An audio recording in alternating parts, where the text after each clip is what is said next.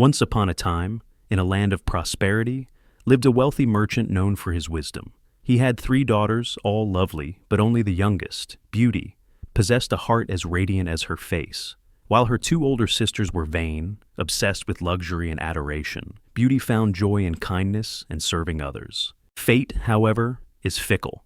A sudden storm at sea swallowed the merchant's fleet, reducing the family from riches to rags overnight. Forced to sell their estate, they moved to a humble cottage. The older sisters spent their days bewailing their lost fortune, refusing to lift a finger. Beauty, conversely, embraced their new life without complaint, waking at dawn to clean, cook, and comfort her weary father. Months later, news arrived that one ship might have survived. Hope rekindled, the merchant prepared for the journey. "What shall I bring you?" he asked. The older sisters demanded silk dresses and jewels, but Beauty, seeing her father's anxiety, whispered, "Father, just your safe return is enough, but if you insist, bring me a single rose." The journey ended in despair. The ship was empty. Battered by a blizzard on his return, the merchant stumbled upon a hidden, majestic castle. Desperate for shelter, he entered. To his surprise, a warm fire crackled, and a feast was laid out, though no host appeared. He ate and slept, grateful for the invisible hospitality. The next morning, as he left, he saw a garden of blooming roses defying the winter snow. Remembering Beauty's wish, he plucked one. Suddenly, a terrifying roar shook the ground. A beast, towering and fearsome, leaped from the shadows. "I saved your life, and you steal from me?" the beast thundered. "For this, you shall die." The merchant begged for mercy, explaining the flower was for his daughter. The beast paused. "I will spare you," he growled, "if one of your daughters comes to take your place willingly." The merchant returned home, heartbroken. While the sisters wept and blamed Beauty, she stood firm. "I asked for the rose," she said. "I will pay the price." Beauty arrived at the castle, expecting death. Instead, she found a strange melancholy in the beast's eyes.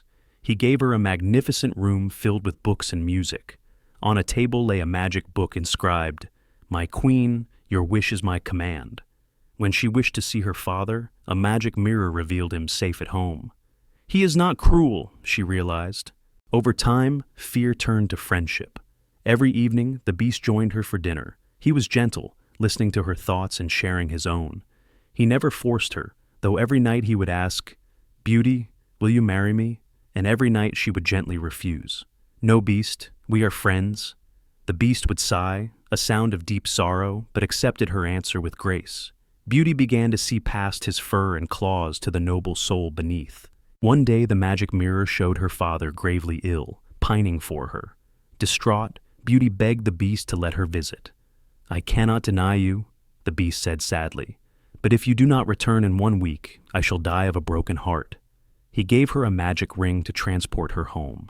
Beauty's return brought her father back to health. However, her sisters, consumed by jealousy at seeing Beauty well-dressed and happy, plotted against her. They feigned tears, begging her to stay longer, hoping to anger the beast. Moved by their pleas, Beauty agreed to stay a few more days. But on the 10th night, a nightmare woke her. She saw the beast lying in the rose garden, gasping his last breath. Filled with guilt and terror, she realized the truth. She loved him.